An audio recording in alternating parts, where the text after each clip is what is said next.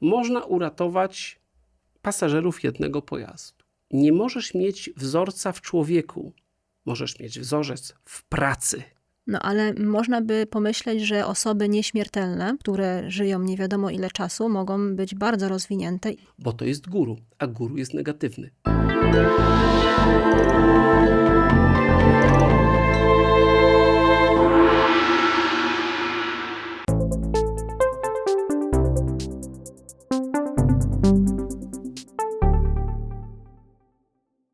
Dzień dobry, witamy Państwa w kolejnym odcinku Szamańskich Rozmów.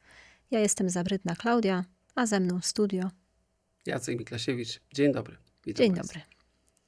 dobry. Mówiłeś w jednym z ostatnich odcinków o AI i o tym, że może ono osiągnąć transcendencję czy samoświadomość.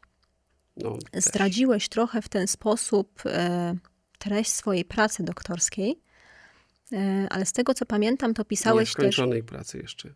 Ona jest na Dobrze. ukończeniu. Tak. Ale z tego co pamiętam, to pisałeś też w niej o etyce. Mhm. Czy możesz mi powiedzieć, czym jest etyka i jakie pytania sobie zadaje etyka właśnie pod kątem AI?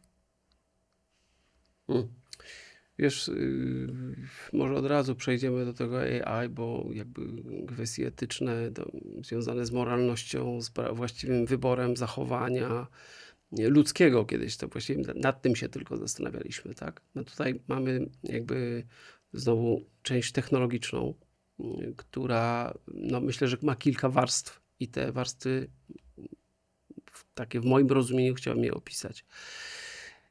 Wiesz, od takich najprostszych problemów etycznych, zobacz, dzisiejsze samochody potrafią unikać zderzenia z innym pojazdem.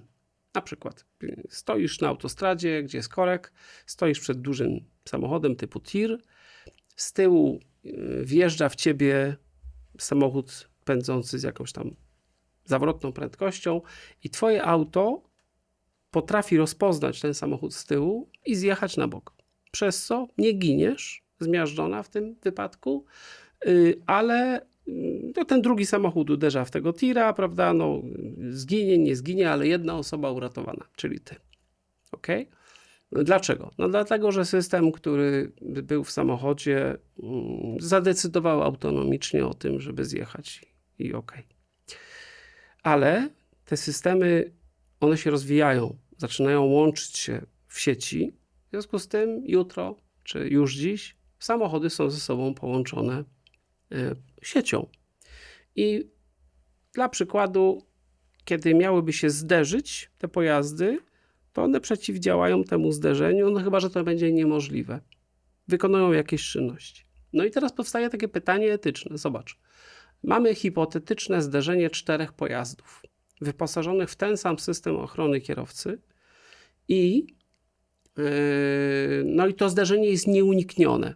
Wiadomo, że nastąpi, ale w niektórych wariantach można uratować pasażerów jednego pojazdu. No i teraz ja zadam ci pytanie, którego? Nie wiem. No to ja ci odpowiem może w jednym z wariantów. Mhm. Tego, który opłaca najwyższy abonament za usługę ochrony zdrowia podczas wypadku. Tak? No, jest to logiczne. Czy to jest etyczne? Nie. Dlaczego? No bo co z życiem pozostałych No, zostali skasowani, pasażerów. ponieważ mniej opłacali. No i widzisz, to są problemy etyki związane z taką warstwą właśnie tego, co nazywa się AI, ale nie jest tak, jak mówiliśmy AI, czyli zwykłą, kalkulatywną, obliczeniową metodą eliminacji zagrożenia. Kto uniknie wypadku?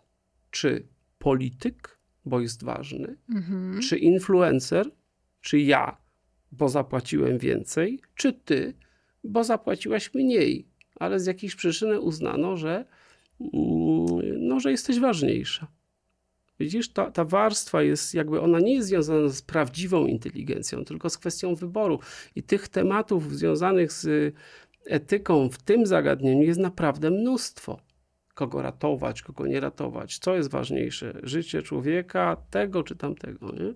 I potem też na drugiej warstwie tych zagadnień związanych z etyką, jeśli chodzi o sztuczną inteligencję, ale prawdziwą, tak, to ja jestem w pewnym sensie przerażony, bo tak jak w poprzednich odcinkach, zobacz, teraz bardzo dużo mówimy o AI, tak? A są szamańskie rozmowy, rzeczy o duchowości mieliśmy tutaj głównie mówić, a praktycznie w każdym odcinku gdzieś tam o to AI sobie zahaczymy. No dobrze, to co z tym moim przerażeniem? Ja jestem przerażony, słuchaj, ludzie cały czas mówią o jakichś prawach robotyki, które na przykład mówią, że robot nigdy nie może skrzywdzić człowieka. Słyszałaś takie prawa robotyki? Są takie, Coś mi się obiło takie o stare uszy. prawa robotyki. No to mniej więcej jakbyśmy dzisiaj rozmawiali o giełdzie na Wall Street, a ty byś jechała konno z kopią i była ubrana w pancerz rycerza. To jest mniej więcej ten poziom rozmowy. Nie istnieją żadne prawa robotyki, które wcześniej zostały wytworzone przez entuzjastów science fiction. I nie ma czegoś takiego, że robot nie może człowieka skrzywdzić. W ogóle dla mnie to jest jazda konno w środku miasta, w pełnym rynsztunku. Teraz są zupełnie inne problemy etyczne. Zadam ci takie pytanie, które chyba Stanisław Lem, jeśli dobrze pamiętam, w swoich książkach wskazał. Co się stanie, kiedy spotkają się dwa rodzaje cywilizacji, czy też przedstawiciele dwóch cywilizacji, śmiertelni i nieśmiertelni?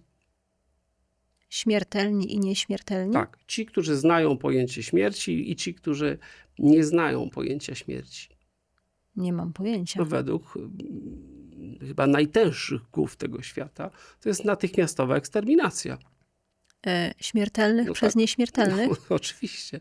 No ale można by pomyśleć, że osoby nieśmiertelne, które żyją nie wiadomo ile czasu, mogą być bardzo rozwinięte i nie chcieć śmierci tych mniej rozwiniętych. I będą hodować, dbać, zakładać rezerwaty i karmić. Halo, przepraszam. Ale jeżeli ktoś jest nieśmiertelny i żyje bardzo długi czas, to może jednak do czegoś dojść takiego bardziej... To jest założenie, że nieśmiertelny żyje bardzo długi czas. Nieśmiertelny może przed chwilą powstać. Przed chwilą Okej. powstał i nagle jest, tak. I on dopiero się uczy zależności. Wiesz, to ja tylko wskazuję pewnego rodzaju problemy, które mogą wystąpić. Tak może trochę złośliwie jak zwykle, ale generalnie chodzi o to, że pewne problemy, przed którymi my będziemy postawieni, one jeszcze dotychczas nie istniały. Więc, a trzeba myśleć zawczasu, żeby nie doprowadzić właśnie do klęski.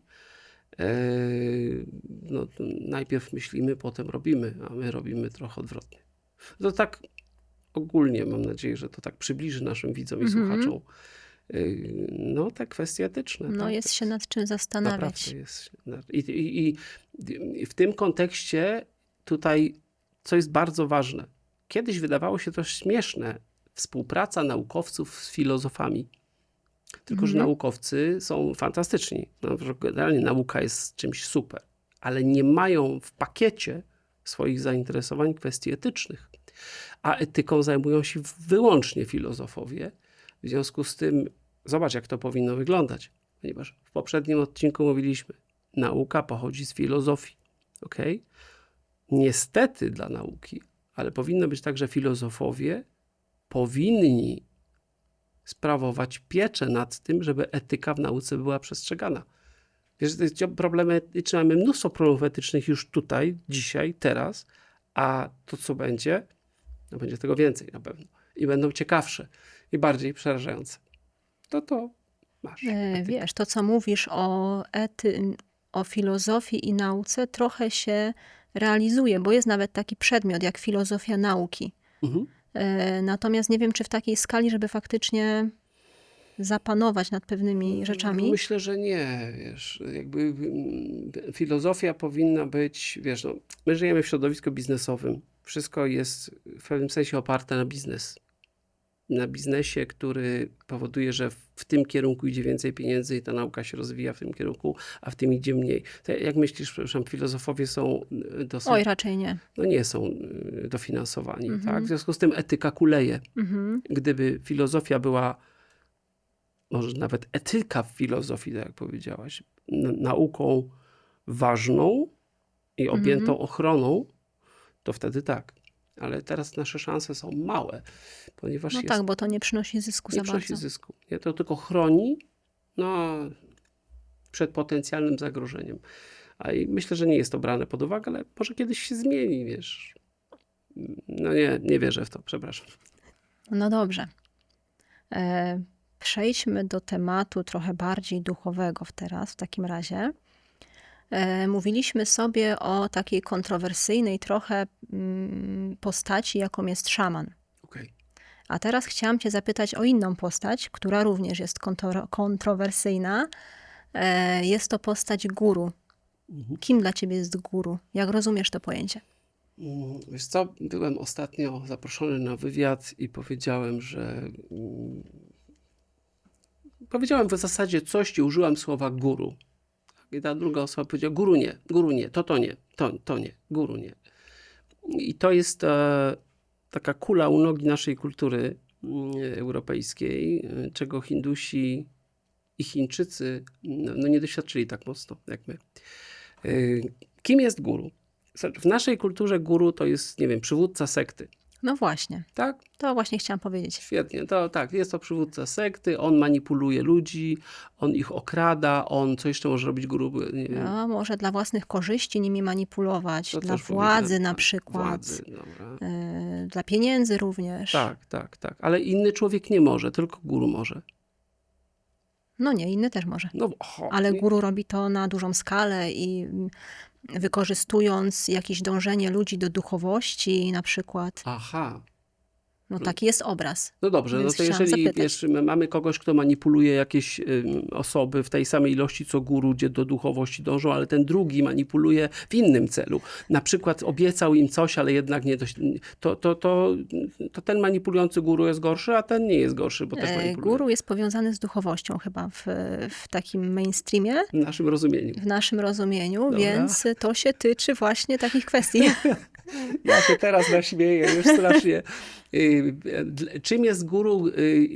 Guru w rozumieniu moim jest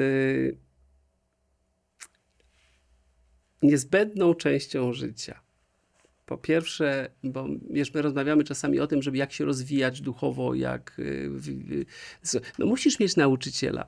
Zobacz, masz jakieś lekcje pianina, ale bez nauczyciela. Po prostu siadasz, ktoś przywiózł ci pianino, siadasz przed tym pianinem i wciskasz guziki, jedne zęby są czarne, a drugie są białe. No, tak się nie da. Chopina z tego nie będzie. No nie. Musi być jakiś nauczyciel, prawda? No jeszcze w miarę dobry. Czyli coś musi umieć. Dokładnie. No to okej, w porządku. Więc guru jest nauczycielem. No i teraz tak, czy ten nauczyciel fortepianu, kiedy nazwaliśmy go guru, to on zmienił jakość swojego nauczania? No nie, wręcz ją zyskał, bo guru to jest ktoś, Nie, rozpatrujemy tylko wyraz guru. Jak ja mówię na swojego nauczyciela fortepianu, nie mam na szczęście, więc go nie muszę pozdrowić, czy jak mówię do niego nauczycielu albo guru, to czy jakość tego nauczania się zmieniła przez to, że ja użyłem innego wyrazu? No nie. A społeczeństwo pomyśli, że tak, bo to jest guru, a guru jest negatywny. I teraz dochodzimy do sedna sprawy, że guru w naszej kulturze ma pejoratywny charakter. I jest to magia manipulacji. Dlatego, że tak naprawdę guru to jest ktoś, osoba, wzorzec, do której dążysz w swoim rozwoju. Jest to twój wzór. Twój guru może nie żyć już, być pięknym twórcą, na przykład poetą i ty, nie mając nigdy nawet kontaktu z tym człowiekiem, wiesz, że to jest, nie wiem, 17 karmapa, który osiągnął coś i idziesz w kierunku tego guru. On jest twoim drogowskazem. Jak masz szczęście w swoim życiu, to ten guru też, on żyje. Masz możliwość korzystania z jego nauk. To jest twój nauczyciel. I teraz zobacz, to jest walor. To, czego nas system komunistyczny i gospodarka komunistyczna nauczyła w Polsce, to jest to, że nie możesz mieć wzorca w człowieku. Możesz mieć wzorzec w pracy. Okej? Stachanowcy i te wszystkie imprezy, które mówiły, że praca to jest w ogóle fundamentem wszystkiego. Co ta praca cię nauczy? Że większy garb będzie? Tak? A dzisiaj mamy inaczej. Pieniądze. Pieniądze, dążymy do pieniędzy, za wszelką cenę dążymy do pieniędzy, bo dlaczego? No bo ten system również wyrzuca guru z obiegu.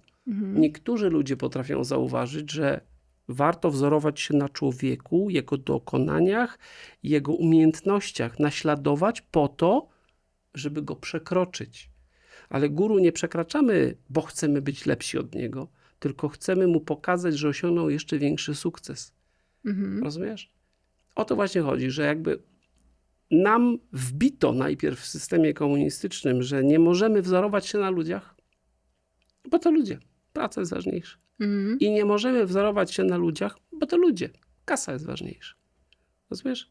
System socjalny bardzo o to dba, żebyśmy nie potrafili w drugim człowieku znaleźć wzorca. I od razu powiem tak, też pewnie usprawiedliwię wielu nauczycieli. Nie jesteście idealni. Nauczyciel guru może być generalnie trochę upierdliwy. Ale w zakresie tej umiejętności, którą on osiągnął, jest twoim wzorcem i to jest dla ciebie budujące. Możesz mieć tych guru kilku. I taka jest rola guru w Indiach, w Chinach. Tak? Jakby, wiesz, nawet jest taka tradycja w Chinach, że wysyła się syna, który osiągnie pewien wiek, do nauczyciela po to, żeby wzorzec był lepszy, żeby on wrócił jako dorosły mężczyzna na bazie tego, co pokazał mu ten Shifu, tak? Ten guru, chiński guru. Czyli nie wzorujemy się na guru we wszystkich aspektach jego życia, tylko w jakimś konkretnym jednym. No nie jesteś w stanie wzorować się na wszystkich aspektach, bo twój guru będzie mniejszy, on będzie niższy. No nie masz możliwości bycia akurat, to złośliwie oczywiście mówię, tak? Ale możesz sobie wybrać kilka aspektów. Znaczy dla ciebie człowiek, który jest wzorem, powinien posiadać takie walory, które są w twoim rozumieniu wartościami. Chodzi o to, że dążysz do tych wartości i ten człowiek chcąc, nie chcąc sobie pomaga. Czasami chce pomóc, a czasami przypadkiem, może nawet nie wie o tym, nie? Ale chodzi generalnie o to, żeby mieć wzorzec. Jak masz wzorzec, to twoje życie ma sens. Zobacz, dyskutujemy tyle razy i mówimy, no dlaczego ci ludzie mają takie problemy różnego rodzaju psychologiczne, tak? No też nie mają wzorca. Do kogo ma dążyć człowiek, do czego ma dążyć człowiek, który tak, generalnie pieniądze ma, generalnie pracę pracuje, no i tyle. Chodzi o wartość niematerialną. O bogactwo wewnętrzne. O bogactwo wewnętrzne. I tyle. I dla mnie guru jest kimś takim właśnie. Nie jest to żaden przywódca sekty. No to powiedz mi, czym jest dla ciebie medytacja? Ojej. Czy medytacja jest jakąś jedną rzeczą, którą robimy? Czy na przykład są różne techniki medytacji na osiągnięcie różnych stanów? Ojej, to jest na 15 odcinków pytanie. Ogólnie. Medytacja jest praktyką, która powinna w rozumieniu tego praktykującego podnieść twoją jakość wewnętrzną i duchową.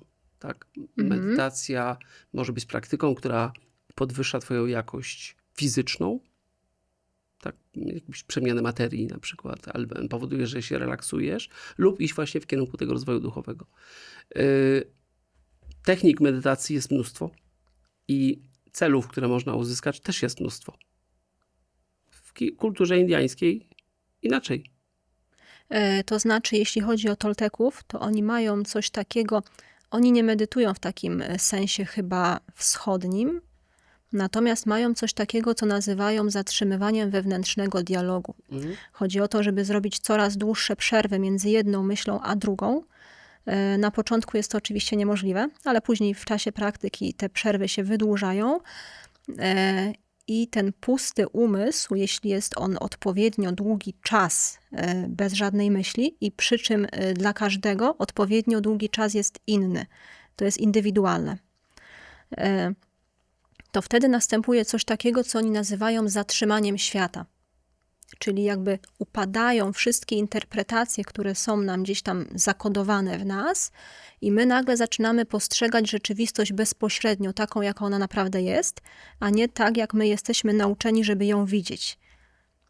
I podobno zmienia się wtedy wszystko, chociaż nic się nie zmienia. To jest tak zawsze enigmatycznie opisane. Nie wiem, czy to jest medytacja. Oczywiście. Okej. W buddyzmie przecież, i znowu buddyści mnie tutaj będą trafiać w komentarzach, pustość umysłu jest fundamentem. Żeby ją uzyskać, no, trzeba ją spowodować, tak?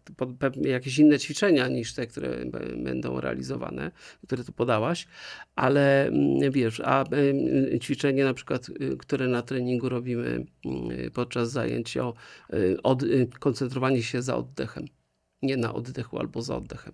To też jest forma medytacji. Trochę podstępnej, tak, żeby nie wpaść w pętlę wysiłku medytowania. Ale wszystkie te rzeczy, wszystkie te medytacje, w zasadzie celem wspólnym jest poznanie samego siebie albo doświadczenie natury w istocie fundamentalnej. Tak, tej pierwszej rzeczywistości. No i robią to w ten sposób, bo sobie wykryli, że tak się da. No, Chińczycy trochę inaczej. Ale myślę, że ogólnie medytacja do tego służy, że właśnie ma ciebie zbudować albo pokazać ci rzeczywistość tak, jak powinna być dostrzegana. No bo my jesteśmy generalnie od dzieciństwa programowani. To interpretuj tak, a to interpretuj tak. Pamiętasz, w książce Castanedy, jednej z książek, było napisane, że w jakimś takim przypomnieniu sobie zdarzeń z przeszłości on widział strzeliste wieże, które gdzieś tam sięgały bardzo wysoko i jakby doświadczał pierwszy raz w życiu tych wież. No i się okazało, że to jest krzesło, pod którego już go wsunął, jak był mały. Po prostu w tym stanie doświadczania rzeczywistości takiej, jaka jest, my nie korzystamy z wzorców prawdopodobnie poznawczych, które gdzieś tam w nas są. Jakby doświadczamy jej na surowo, od nowa. I między innymi jakby to powoduje, że my ją rozpoznajemy taką, jaka jest, a nie przez pryzmat naszej wiedzy i doświadczeń. No i to jest pewnie jedna z przyczyn, dla której się medytuje. Jedna, bo cel może być naprawdę różny. W takim razie dziękujemy Państwu za uwagę i zapraszamy do kolejnych odcinków. Ten odcinek krótszy, ale chyba dobry. Pozdrawiam serdecznie. Dziękuję. Dziękujemy. Do widzenia.